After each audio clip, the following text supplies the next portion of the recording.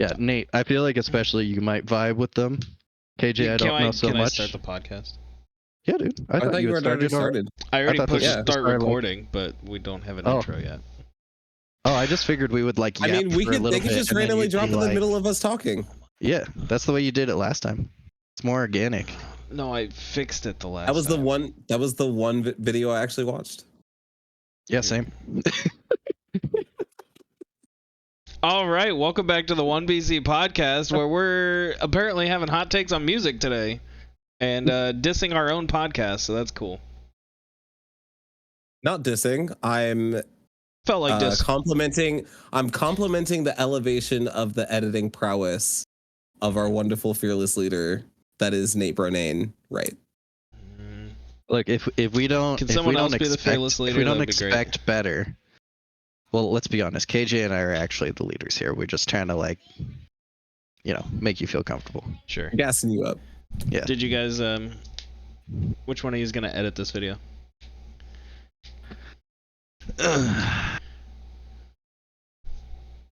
Damn, that's crazy. You lost. No, it's That's one of you unfortunate. two. So Dude, nose goes. Mm-hmm. yeah, I said which one of you two. So. Yeah. All right, I'll be sending the video over to you in a little bit. All right. Yeah, send it Move to over me. to Matt. I'll get it done in the next like 3 months. Mm-hmm. Because 3 to 6 business months. we record these ahead of times, even though we just predict the day-to-day events that are happening. Yeah. We have a backlog, obviously. Yeah, We're yeah. professionals over here. Right. Yeah. If only. So how you guys been? How was your New Year's? It was. Did you guys do anything fun? Any fireworks? Did you guys stay up late? Yeah, I didn't even hear a firework. We're out in the middle of nowhere. Nobody set them off here. Dude, same. For the first time. Like, we went to bed and just nothing. Just went to sleep. Yeah. There was fireworks and gunfire around my house, but I was falling asleep at like 11:57, and that's when I started to hear everything. Then I promptly fell asleep through all of it. Nice. I got a little sparkling cider and put some Fireball in it. That was the height of the night. It Ooh. was actually really good. Yeah, I I always do enjoy some recommend. Fireball. It's basically like a sparkling Angry Orchard with Fireball, you know? Mm-hmm. Same Trying to apple think. Fireball situation, just sparkling. By the way, Angry Orchard and Fireball together, something you should definitely try for sure. Oh, Yeah. dude, we've had Angry Balls before. No, that's the standard, 100%. Yeah. Okay. Yeah, I mean, Yeah. You drink the neck, you refill it with Fireball, throw your Yeah. thumb in there, swish, swish, chug. you Yeah, just got to yeah, do a yeah, little yeah. bit of this action, you know? How's that go, Nate? I think you saw it. Oh, okay. I'll just watch the VOD. It's fine. Yeah, you can watch. This will be a reason for you to actually watch the video when it comes out. You keep watching that over and over. Yeah, I'll just clip that on repeat. It's fine. I did spend the New Year's Day with my family, and we had like basically a second Thanksgiving.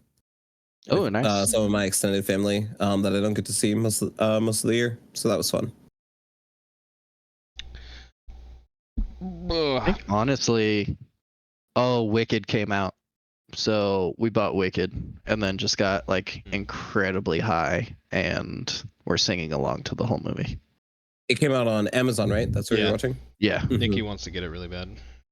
Yeah, Andrea is a huge fan of like musicals and dance stuff in like particular, but like Wicked especially. So we got it as soon as it dropped. And then I think we only watched like half of it because It's pretty Again, long. very But it high, doesn't drag. tired. Yeah. Go to sleep. Yeah. No, it doesn't. But yeah, it's very funny because it's either as long or like just a little bit longer than the theater production. So the fact that really? there's going to be a part 2 Yeah. coming out this year, it's going to basically double the runtime. But yeah, it was really good.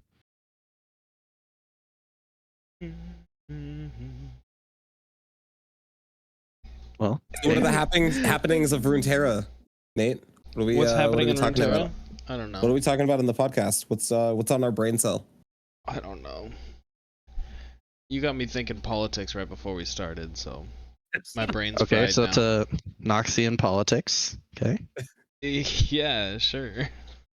Oh, we did decide who was who offline between the three of us, and how we line up with the Noxian politics. You decided. I mean, yeah, but I am the definitive decider. Right. He is more of So, the expert in that region. When I was in the anyways, so- Navy, I was actually designated to be the sorting hat. And our classroom had 24 people, so we were divided into 4 houses, and that was like our teams that we had for any time that we had like tests or something like that. We would have team competitions, and I sorted everyone into their houses. What house are you in? So I'm a Ravenclaw for sure. What about you, Matt? I don't know. I've always never gotten taken like the test? Gryffindor. Well, I get Gryffindor for the test, That which makes sense does make because sense I'm for you. definitely like I am loyal. I am smart. I am cunning in terms of like the Slytherin aspect, but I'm really stupid. And you give me a challenge, and I'm gonna do it. And like my bravery definitely like outweighs a lot of the other stuff. I feel like you're like a Gryffindor by choice, almost like Harry is, but you would do really well in Hufflepuff. Yeah. No, I know I would. I feel like I'm more of like I'm like the That Ron does make sense, Weasley too. of Gryffindor. Yeah. Like Hermione was half and half, where she was like Ravenclaw and Gryffindor. Harry, mostly because the Horcrux, but like technically Gryffindor and Slytherin. Ron was Yeah. Gryffindor and Hufflepuff, and Neville was like the full-on Gryffindor. Mm-hmm. So yeah, I would agree with that. Also, Slytherins aren't necessarily cunning; they're ambitious. Yeah. But yeah, cunning is like one of the buzzwords they use a lot for just describing them in the books. Yes, It's more I'm like going the specifically self-interest off of. thing. I'm going specifically off of the Sorting Hat song from book 4 and 5. Oh, okay. Is what I use for like the descriptors of what characteristics they're really looking for. Some of them happen to be like overlap that happens to go in certain houses, but they're not necessarily like required or what the house is looking for, I would say. Yeah, I think that was supposed to be intentional as well, because the song evolved to create unity, as like the hat could sense like danger approaching in its future. Mm-hmm. I'm also a Ravenclaw. That makes sense. Yeah. I'm also conveniently wearing Harry Potter jammies today. So Nice. there's That's funny. I should have put mine on. I have Ravenclaw jammies. I just changed out of my Slytherin undies. I just took a shower, but Let's not show those on podcast. Yeah, well, probably not. I don't have them right now, so That's for the Patreon. that's for the Patreon. Yeah. On the Patreon, we'll all be showing off our Harry Potter undies. Mhm, You got to pay extra for feet pics though. I'm currently not wearing any, so I'll be sporting a basilisk. Sorry, you're gonna have to cut that one out. My bad. That ain't getting cut. That's There we go. staying in, baby. Wonderful. There we go. There's my Harry Potter showing off. Ugh. I also have a Slytherin robe. Hold on. I guess it's Slytherin robe time.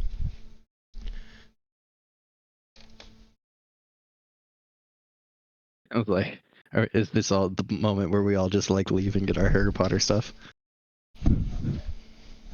I don't know where my pants are. Oh, Yeah, hold that's on. a separate problem. There we go. Not the ones I'm wearing. I mean my Ravenclaw pants. Where the heck did Matt go? This is not much of a podcast today. He went to go get his Harry Potter stuff. We're all out of control today. All right. Nikki is obsessed with Harry Potter. When she, anytime she has down, is that the Elder Wand? Yeah. With any to Like if I distract was gonna get herself. one thing, I'm getting the best thing.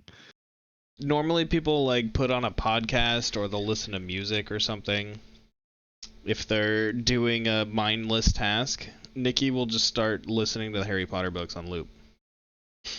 So she has 1 through 7, and then once 7 ends, she just starts 1 again. So it's very funny for me that you should bring that up because I have all the tapes still. And unfortunately, the CDs for Deathly Hallows, because CDs were available and my dumbass decided to get the CDs instead of the tapes for the last book. But Andrea and I tried to listen to the Harry Potter books on cassette on digital in the car, and they make me narcoleptic now because I used to listen to them to fall asleep from age like 11 until 20. And so anytime I listen to them, it's like just halfway through one side of the tape, I'm down and out. It's crazy. That's awesome. Yeah. Dude, that's a superpower right there. Honestly, it's really nice. But yeah, I was supposed to stay up for like a long drive with her and like talk and listen, and passed out after maybe like 30 minutes. Oh, let's do most. a book on tape. That helps me stay awake. Okay, sure. Boom. Because we had just done a bunch of the Percy Jacksons on a previous trip, and like totally fine. But yeah, Harry Potter just out. Yeah, usually listening. If I need to stay awake on a long car trip, I do personal finance podcasts. Okay. It's so it would probably put some people to sleep because it's supposed to be like, but dude, it's so interesting to me that I'm like hyper focused on everything they're saying, and I cannot fall asleep if it's on. It could depend on the person who's narrating, because like some audiobooks will definitely put me to sleep, but then some people's audiobooks, like I'm right along with them the entire time, like on the edge of my seat. Like reading it depends on like the vibe. Game of Thrones is definitely like one of those where I stay up listening. Now I feel like a Sith Lord or something. Death Eater? Sith Lord. You know, the bad guys with the hoods? You look like a gothic. I know I'm mixing Red Riding Hood. I'm mixing fantasies, okay? I understand. You're missing your big bad wolf. Do it. Do it. Do it. Ronin 66 in the house.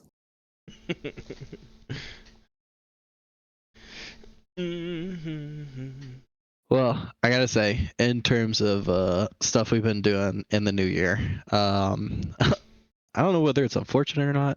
Kind of talked about this, I think, on a previous podcast, but the talking about all the Project K card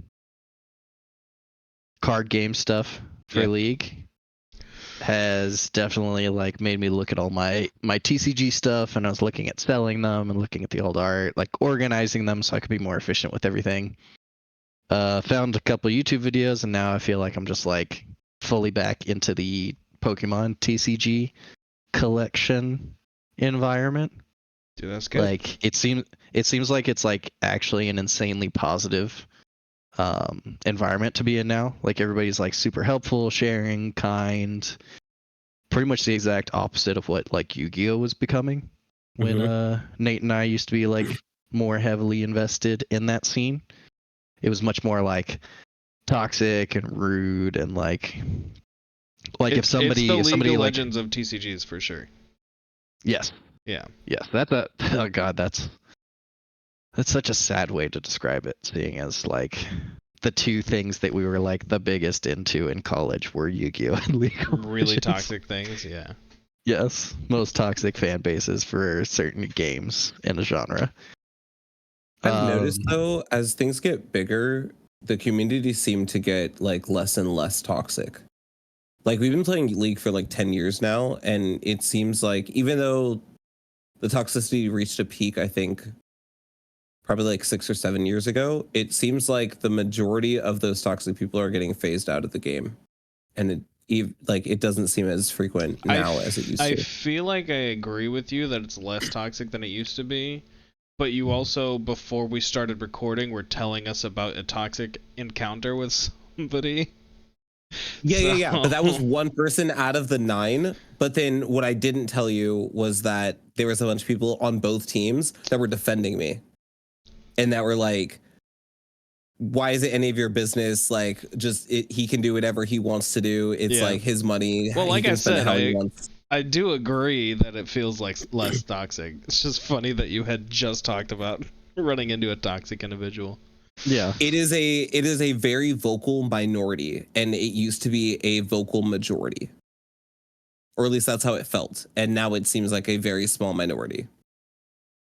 Yeah, it feels like a lot of the like toxicity has gone more passive, where it's like people just kind of giving up on playing the game rather than just like firing back and like making things worse. Just like somebody's just like, I'm over this, and they just sit in the base and like don't do anything. I feel like I get less of that too, but I mean, I feel like I see more of that than what we're talking about with like the aggressive action of although like I people suppose like coming after you. I used to play a lot of ranked, and now I play a lot of ARAM, so that may also be skewing my experience, I suppose. I also think that... Go ahead, sorry. I was just going to say most of the people I get that are toxic are just like, oh, why don't you guys take this more seriously? And I was like, dude, it's a for fun mode. Like, there's a lot of comeback mechanics that got added, and I feel like that swings the games a lot more, where you can win one team fight and actually feel like you may not be caught up, but you're at least on par with them, so that you can go toe to toe in the next team fight if you play it well. So like, it kind of rewards you for not losing your mental.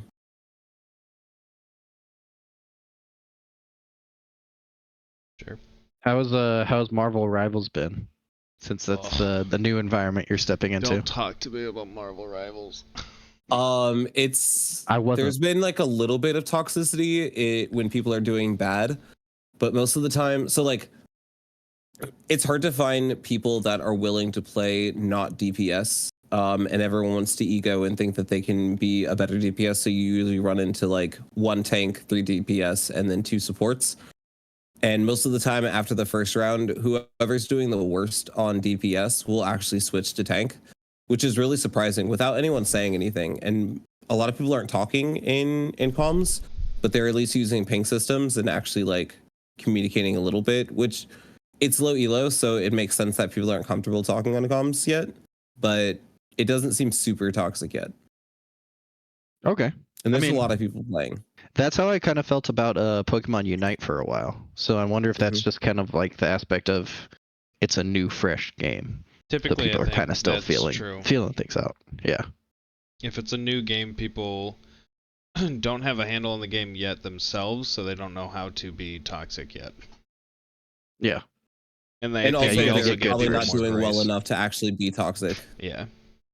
Yeah. But once you feel like you can do every role better than the person playing it, that's when people start getting really toxic. Mm-hmm. How's when I get higher elo? How's the champion select mechanic? Like, is it just like you load in and everybody clicks something first? It's exactly like Overwatch. Kind of thing? I've never played Overwatch. Oh, really? So before Diamond, you load in and it's like a wheel on the side, and you get to pick whatever champion that you want and then lock in.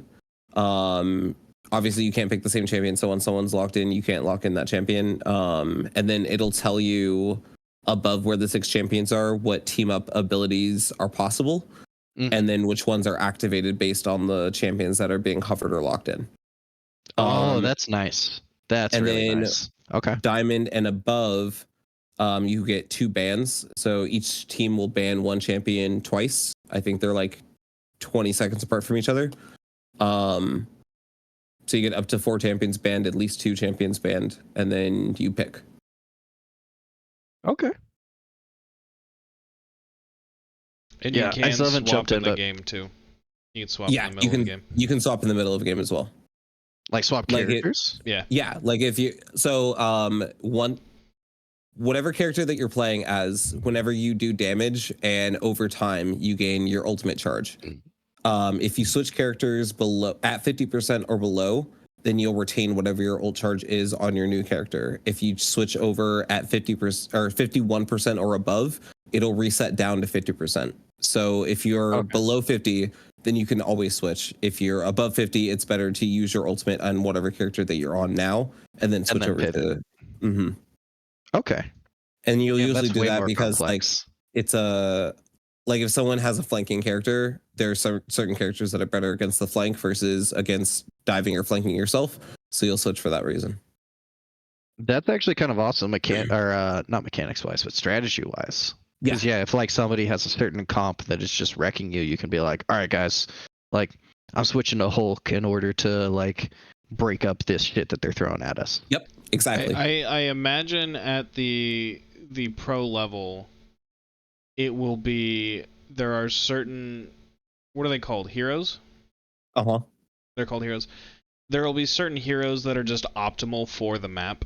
So typically you're going to stick to that, but there might be some people that have like a pocket pick kind of situation. But I imagine there won't be a lot of switching. Although there's also like escort missions, right? Where you'll like escort a payload to a spot and then it'll like, you'll like get a checkpoint and then go to another spot. I can see where there would be like hero swaps at a checkpoint. Like for the first checkpoint, you want to be a certain hero. After that point, there's another hero that's optimal. So I can't imagine there's going to be a lot of surprise swaps. It's just going to be optimal swaps at like the highest level. For like casual level and low like elo, obviously there would be, but at least in the maps that they have right now, there's less swapping based on the checkpoint, and it's more matchup specific based on what the enemy is playing. Like if there's a flyer, sorry, excuse me. There's like 2 or 3 really prominent flyers, and you need someone with hit scan specifically to be able to take care of them. Otherwise, they're going to be a menace to your entire team. And then there is like Black Panther, who's a really big flanker, and so you want to play someone like Namor or Magic in order to counter that as well. But it's less. It's more about either making your team comp have the best synergies and or countering your enemy's plans, and less about which map it is, because there's so many different angles that you can come to each site from every map that every champion or every hero has an ability to actually be useful. There was a hero in Overwatch called Pharah. I can't remember how it was pronounced, but she was a very prominent flying hero. And but she was only good on certain maps because certain maps were more open than other maps. So it's like on certain maps you had to have a Pharah. On other maps you were trolling if you picked a Pharah. So like it was, for Overwatch at least, it was very map specific which ones you wanted to pick up. Which then obviously go ahead, sorry. It obviously determines like the best defenders too. So like the ones that can track Pharah are obviously better on Pharah maps, but the ones that on maps where she doesn't exist, then there's other optimal ones. It was just interesting. I don't think I found a map. Iron Man is like the most prominent flyer right now because he has a pretty like busted matchup with, or team up with Hulk, who's a really good tank. And I haven't seen him do bad on a map. Like, it doesn't look like he has a bad map yet. Maybe it has more open maps than Overwatch ever did. Iron Man was a pain. I only played the game for like 2 hours, but he was a pain in the butt when I was playing the game. And he's actually very similar to Pharah. Pharah's ultimate was like a missile barrage that she would fire from the sky. Very similar. That makes sense. He is like the Pharah of Marvel Rivals. Do you like destroy or like break through like the structures on the map at all? Yeah, if you press and hold B, you get chronovision, as it's called, and you can see like yellow, like some of the map will be yellow and fractured, or like some of the structures and stuff like that. You can break those, and then it doesn't just like break a building. Like if you destroy the foundation of the building all the way around, like in a circle, then the building will separate from the roof, and then it'll just be like a free floating roof. So like, oh, okay. So it won't collapse. It won't collapse, but it will change the environment to give you different things to do. Like there's one where if you destroy the pillars, it makes a ramp and it destroys the high ground. So you can like take away the enemy's high ground and make a ramp to their base so that you can flank them. Okay. Yeah, I was wondering if there was like an area or like a map that had too much like internal combat where Iron Man would like not be successful, like flying around and shooting from above kind of thing. Eventually the team will be able to break through that, and so a lot of the cover that you could have gets taken away. Okay.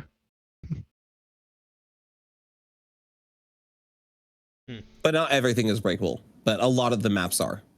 Yeah. And some of them, as Nate was pointing out, change based on the checkpoint. So once the payload has crossed a certain checkpoint, then certain stuff becomes breakable, but not before. Oh, that's interesting. Oh. Like basically, most of the payload things have 3 checkpoints. So like everything that happens within the second checkpoint, like all of those buildings, they can't be broken until the enemy team has secured the first checkpoint, and the second one is like traversable by the enemy team. And then those things can be broken. Okay. So they're just like there, but they're invulnerable until those conditions have been met. Yeah, until the attackers have reached a certain point, the defenders, even though they can walk past breakable stuff, they're invulnerable to be broken until the attackers have reached a certain checkpoint. Okay. Nice. How does the scaling feel on it? Because I know you said, from my understanding, the game is mostly either pay to get ahead, right? Because there's a pass that you earn experience on in order to like unlock more champions and powers faster. Only for cosmetics. All the champions are unlocked, so it's all like non-pay to win. Okay, and there's no like other like unlocked boosts or quintessences or like anything like that to enhance your characters. Certain characters have seasonal buffs that change every 3 months, and so those characters are going to be stronger than other characters. But that's for everyone, and it's for the season, so everyone gets the same amount of access to that. There's no pay to win. Yeah, seasonal that actually sounds pretty buffs. Nice. Yeah, so currently Hela has a 20% bonus damage buff, and then so does Hawkeye as well. So, well, I don't know actually if that changed in season 1 or if that is changing in season 2. That was for season 0 though. But then that also changes the team ups. Interesting. So the way that the team ups work is you have an anchor. So for Namor, his anchor is Luna Snow. She's a support, and she gets 15% increased healing. And then she has a team up ability with Namor and Jeff the Landshark, where she gives their water abilities icy abilities. So she's the anchor, and then she buffs those two. In new seasons, someone else will be the anchor, and they will have a seasonal buff that they always get, and then they will give a buff to other people if they are both in the game. So they can change the balancing and change what the meta is based on what the team ups are, and always have a different meta with different characters playing together if you want to, but you don't have to use those team ups. It's kind of, other than the team ups, having like seasonal buffs is exactly what Riot does. It's just more transparent about the fact that it's a seasonal buff. Yeah, because Riot obviously buffs and nerfs things based on what they want the next season to look like. Like, they just don't say they're doing that, but that's obviously what they're doing. The Worlds 2 patches leading up to Worlds is so obvious that they want a specific meta to happen at Worlds. But yeah, that's exactly the same thing that they're doing. They're just the T1 patch more transparent. Yeah. It was the T1 patch. They saw Faker struggling and they said, "Here, King, you dropped this." Exactly. They're rigging Worlds and no one's calling them. Heavy is the crown. Here's 2 patches for you, sir. Exactly. How awkward would it have been if they made those patches and still they didn't make it into Worlds by losing to K2? Honestly, I'm glad I didn't have to see more of Piosik. That's all I know. I feel bad for. I felt real bad for BDD. I wanted him to do better. Like, he's one of those people like I just cheer for. Of like, dude, I know you can do it. You can beat. You can take out. This is a 1v9. I know you have to beat Piosik, who is on your team, in order to win this game, but you can do it, BDD. He never does. I feel bad for Knight and Bin, but more so Knight, because I feel like Bin has the mental to bounce back. I feel like Faker has been Knight's kryptonite for so many years, and he feels like he can't beat a Korean because he is a Chinese mid laner, and it's like cursed. And I feel that for Chovy. Yeah, exactly. Yeah. I mean, Ben has had such a great story too, because literally his first year, he won MSI with RNG. Yeah. And then BLG, who was like a brand new team at that point, were like, hey, RNG, we actually own Ben's contract, and we loaned you that player. So we're going to give you Breathe back, and we're going to take that guy that just won MSI.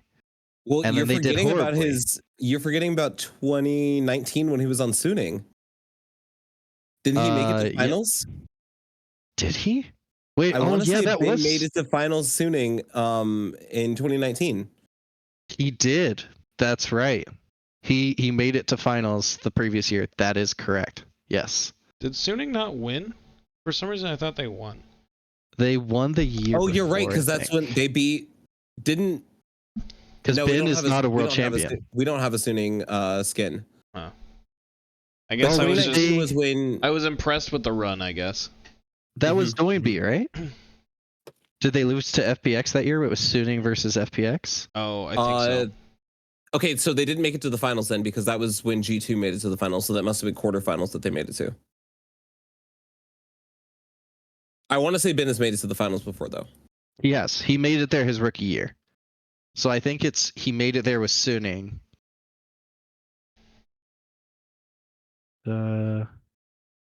Yeah, so he made it there with Suning, and then he went to RNG, won MSI. 2020, I'm sorry. And then he got locked in BLG prison until they actually started building a team, like a year or so later. Yeah, they lost to Damwon in 2020. Ah, okay. Damn. Back when we thought Showmaker was going to be the new king of League of Legends. Yeah. It's crazy. Showmaker and Chovy have had their comeuppance, and like everyone thought that they were gonna take down Faker, and yet again, Faker is still on top 2 years in a row. It's crazy. Can't stop. Goat is goating. I feel especially bad for Chovy, because he's literally won the last 4 LCK titles in a row. He did not win Summer 2024. He lost to Home One Life. It's gonna be. Oh, that's right. That's right. So he was in the finals. Yeah. So was T1 for. That was his 5th finals in a row. Yeah, that was his 5th finals in a row. It's interesting to think about all these people that are supposed to be like, oh, Faker's real competition and like the Faker killer. Yeah. And like even EasyHoon, obviously nobody was saying he was better than Faker, but it's like, oh, why is SKT like testing out this other guy? Are they losing faith in Faker kind of thing? So it's going to be tragic in like 10 years after Faker has been like, okay, I can be done now. And there's going to be a new hotness, and they're going to be like, is he better than Faker? And there's going to be people who are like, yeah, maybe, because they'll forget how dominant Faker actually was. And anybody that could have been better than Faker just got slapped right in the face. My man's going to be disrespected. So KJ's words. I would agree with you to a point. But people had been coming for Michael Jordan's title for forever. And even people were comparing Kobe to Michael, even though Kobe was still coming up. And it wasn't very close until it was at the end of his career. People were saying the same thing about LeBron until he actually started getting championships. And now it's close. So like, yes, people are always going to compare people to the great. But I don't want to say that it's impossible for people to ever catch his legacy, because LeBron, to me, has caught Michael's legacy. I agree, except that basketball is a static game. Like, with League of Legends, there are patches and champions, and the game changes drastically from season to season. And Faker was able to be on top of all of that. If you look at basketball and how 3-point shooting percentages actually changed from the 90s to the mid 2000s. Yeah, but the 3-point line never moved. Yeah, but how people played the game drastically changed. How you thought about the game drastically changed. How you attacked the game drastically changed. The different zoning patterns that you used drastically changed. I suppose that's true. And there are a lot of players who go ahead. Yeah, I was just gonna say rules change every year, Nate. Like the game is not the same as when Mike played. Like football, I don't know. The rules change every. Rules have changed so much. They actually change a lot. It's like football. Like you can't even like tackle properly in a lot of scenarios anymore. That changes the game now, compared to like, bro, when Dan Marino was just getting like wiped out by like 7 guys at a time and nobody was throwing a flag. And then there's the Tom Brady era where it's just like ultimate protection. Like the referees were kind of bodyguards for the players. I guess my reference was baseball, where I don't feel like there's the 3-point line has changes. moved 3 times. Oh, really? Yeah, it has been moved 3 times. But like in baseball, they make 94, little changes 97, every year. and 2013. Oh, so like fairly recently. Yeah. Yeah, and also the time frame that I said between the 90s and the early 2000s. Yeah. Huh. Interesting. But yeah, like the way that like traveling. Oh my god, yeah. It's the main reason I like can't really watch the game anymore. Like people take like 11 steps and there's just no whistle blown. You got people like crying and throwing 3-year-old tantrums, and the flops are crazy. Like they were crazy before, but they are like they're Tony winning theater at this point. Yeah. I will never, no matter what statistics exist, and this is just my personal opinion, purely, I will never put LeBron on a 3-tier podium of the best basketball players ever, because I cannot stand the tantrums. I cannot stand a grown man acting like a 3-year-old child in front of millions of people. I just can't. And therefore, Wilt Chamberlain, Kobe Bryant, and Michael Jordan will always be my top 3. Always. I can see that as like an icon for the sport or as a mascot for the sport. But as a player, I would want to take the characteristics of the man out of it and only compare their actual play on the court. So we have the classic, can you separate the art from the artist situation here? Yeah. Yeah. I don't know. I can't purely just because there are like turnovers and fouls and like it does affect the game. Whereas like if you look at like all the other people, it's like if they draw a foul or they get like a penalty or like there's a call against them that they disagree with, they put their head down, they say something like, "That's bullshit, man." And then they put 110% into the rest of the game and show that person, that referee, or that player why whatever happened was wrong. I would only kind of disagree with you. I don't know. I'm mainly going off Kobe because like I saw Kobe play like every game all the time. Yeah, same. I watched him whine and cry and complain to the refs a lot, and him not get any of the due that LeBron gets. And I don't pin that on LeBron. I pin that on the referees deciding that Kobe wasn't going to get those calls and LeBron is. But that's not either one of those players' fault. I feel like I saw him more arguing and less like, bro, I see LeBron like literally jump, grab his head, and like throw his hands down and like jump and just start screaming at somebody. And I'm like, who thinks that's how you do an argument? Like, I get passion and everything, but it's the body language that he portrays. Yo, it works for him, though. Ninja would tell you it might work for him, but like I said, this is just personal opinion. Not enough times. He hasn't gotten enough. He doesn't have enough rings to match people like Jordan. Doesn't he have 8 now? Something like that? Dude, he hasn't been winning for a while. I don't know how he would have 8. I think he won like once with the Lakers, but I don't think he has that many rings. It's 4 currently. Oh yeah. Oh Jesus Christ! I thought it was more than that. I thought he was going to have LeBron only like has 5 or 4 6. rings. 2012, 2013, hasn't won that 2016, much. 2020. He won what? He won one with the Cavaliers. Then he went with the Heat, and he won 2 there.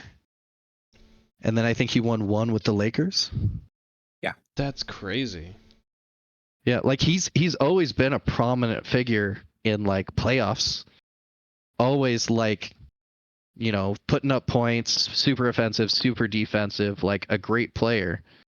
But he just doesn't clinch it out always. And I mean, that's so many he's people. Chovy because he's been to the finals 10 times and only won 4. I was gonna say, I think like Derek Fisher's got more than 4 rings. He's been to the finals 10 times. Yeah, but Derek Fisher was part of that, like Derek Fisher, Ron Artest, Shaq, Kobe run. Yeah. That was just disgusting. But ain't nobody talking about Derek Fisher being the GOAT, but it's got more rings. How many rings does Derek Fisher have? Look it up. Derek Fisher was the most beautiful 3-point shooter of that era. Dude, he was so clutch.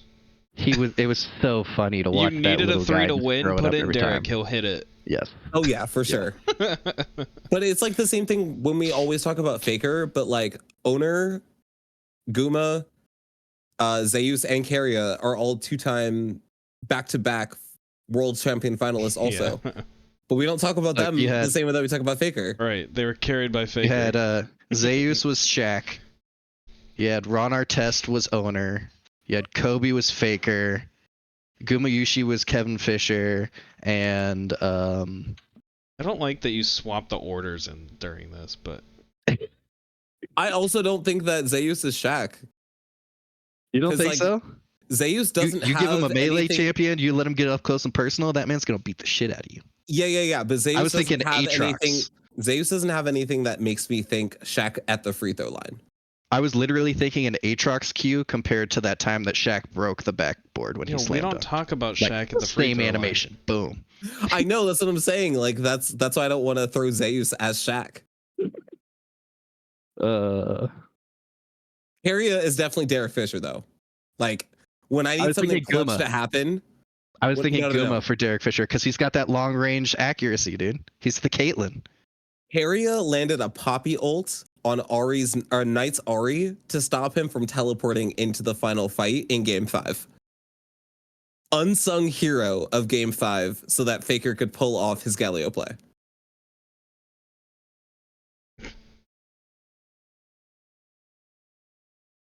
Who's the 5th man? I'm feeling kind of bad that I don't remember who like the 5th man was. I mean, I know it's that, and I feel bad for saying this, but that one dude that was part of Echo Fox. Rick Fox. Rick Fox. Yeah, that guy. Do you know that Echo Fox guy? Literally named after him. My bad. And I loved Rick Fox as a kid.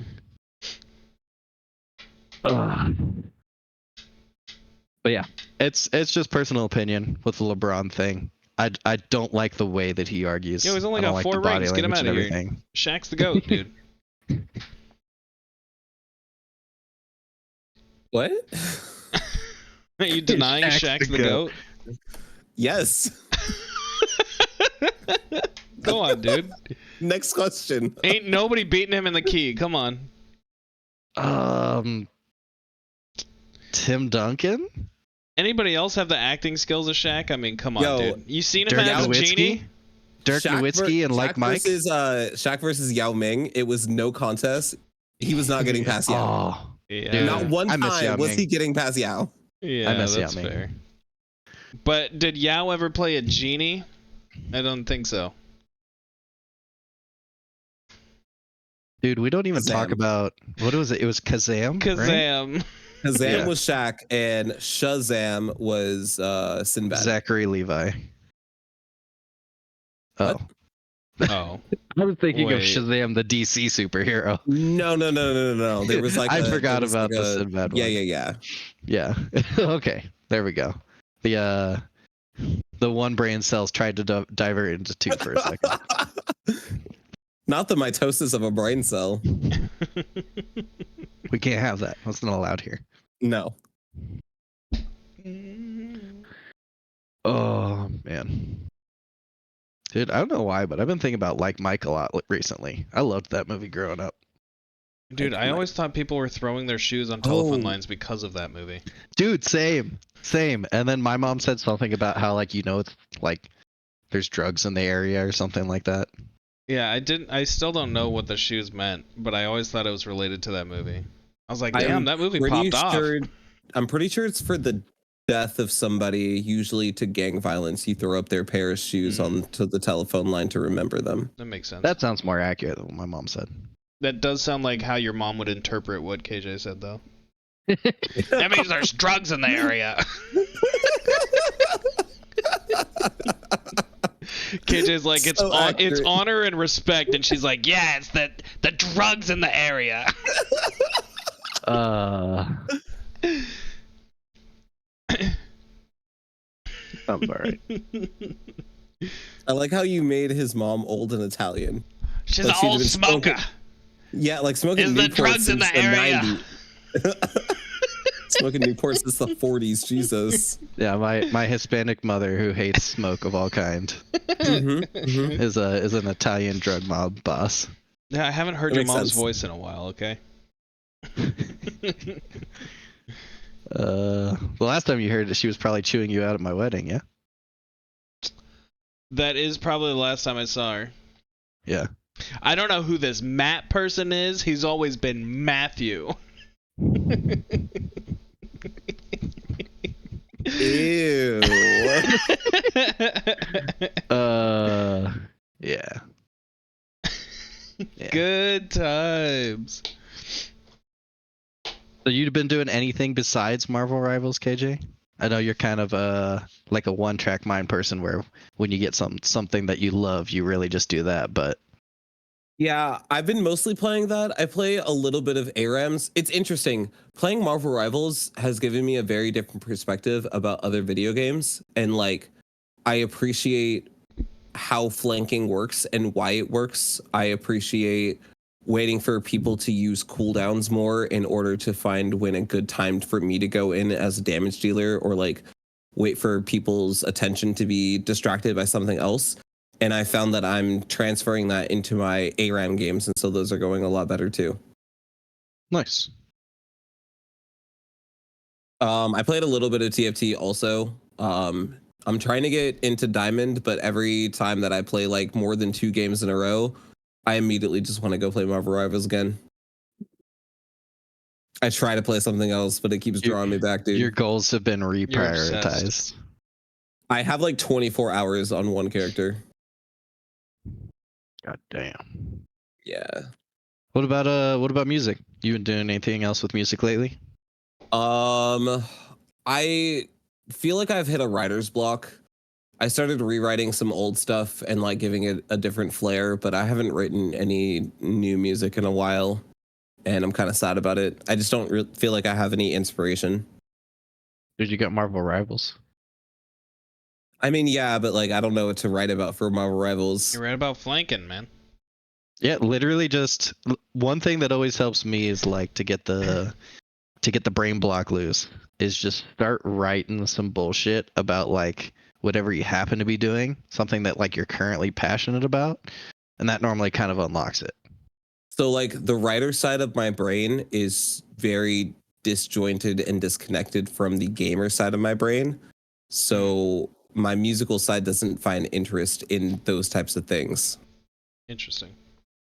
When I was in college, when he was a young warthog. Sorry. There was the writing class that I took. Every day when we would go in, we would start.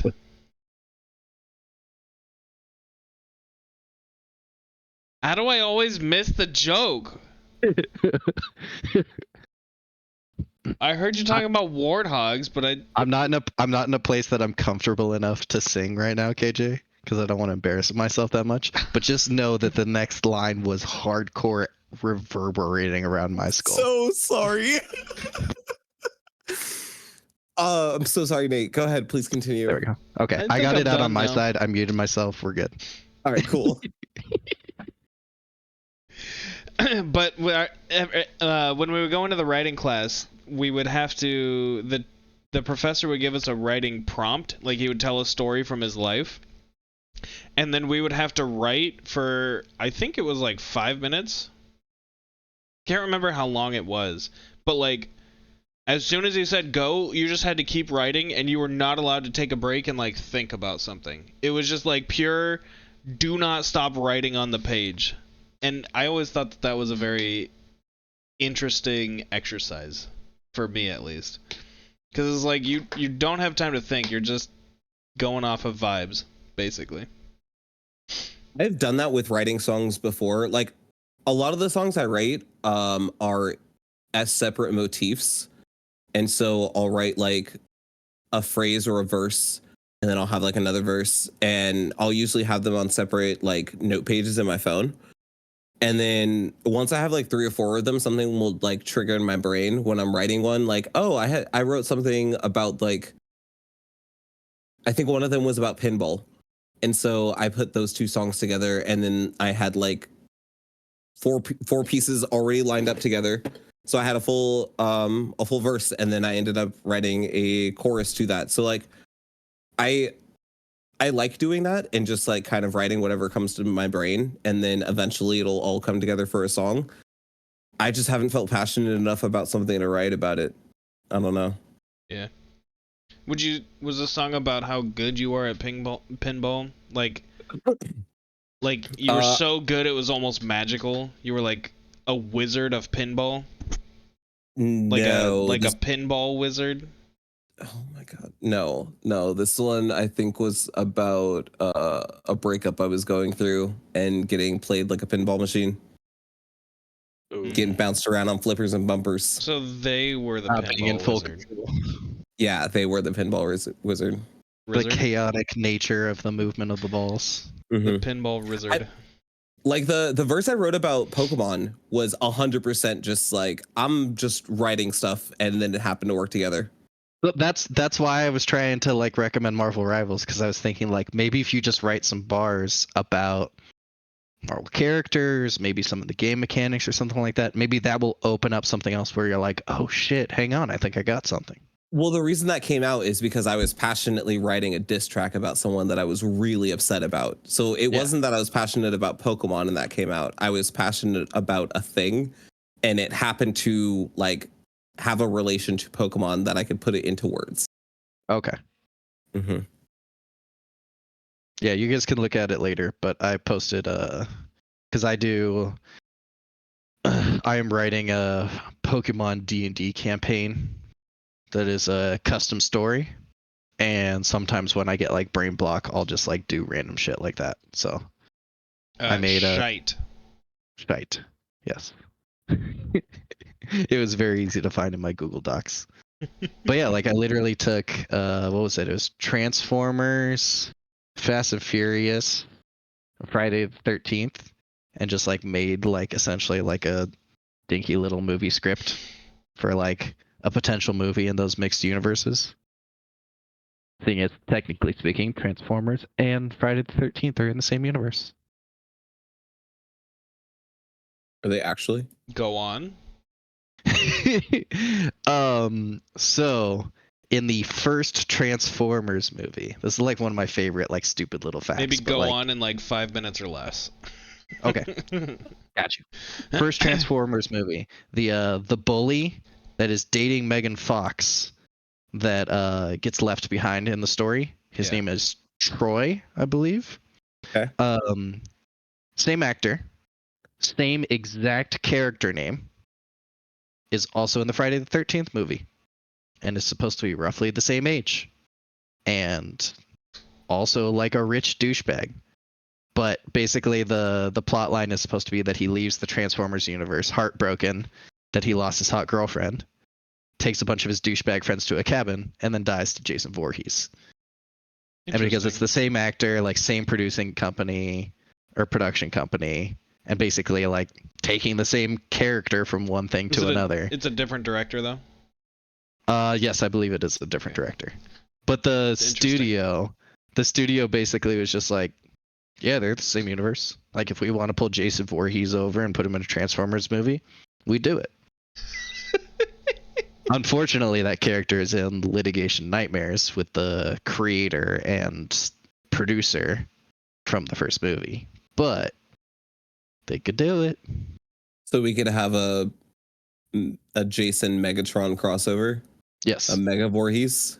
Yes. You could do Jason X, where he gets rebuilt by the nanites. But the nanites are also the same thing that's rebuilding Megatron in the later movies. Mm-hmm, mm-hmm. So you get Megatron Jason. This sounds like a fanfic, but you're saying that it could be a real movie. Yeah. I mean, I've always said for the longest time after the Michael Bay creations, when they needed more colorful characters, bro, it should have been a home run to have like the Vin Diesel crew come over and join the Transformers. Like you already have a franchise where they know like all this stuff about cars, they can build rockets, all this like nonsense. The way to elevate that franchise should have not been to literally take a car and make it a spaceship with Ludacris and Roman Pierce.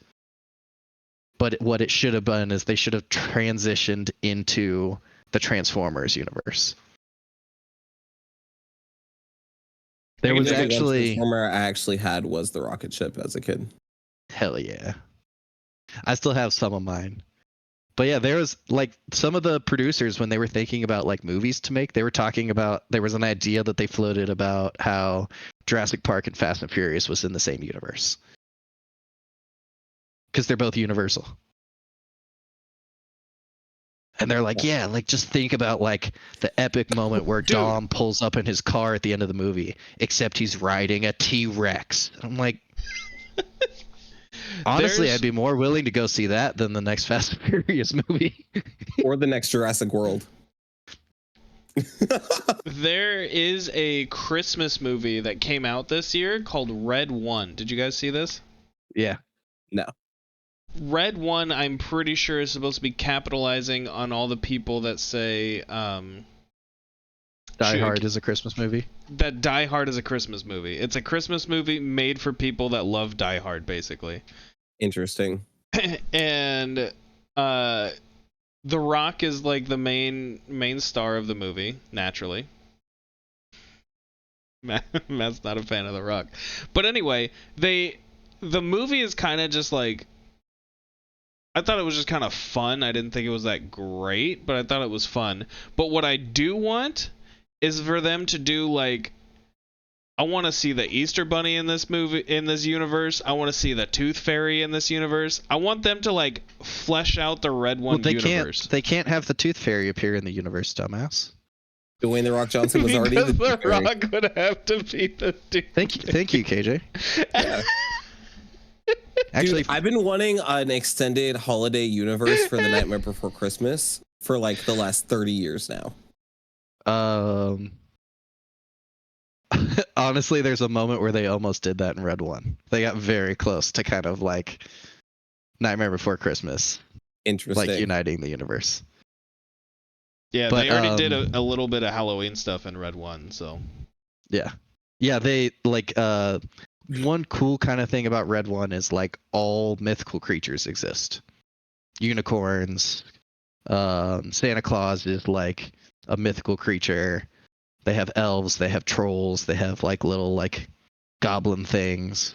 And there's like a, it's not government, I guess, it's like a UN agency that basically makes sure that these things stay secret from normal people.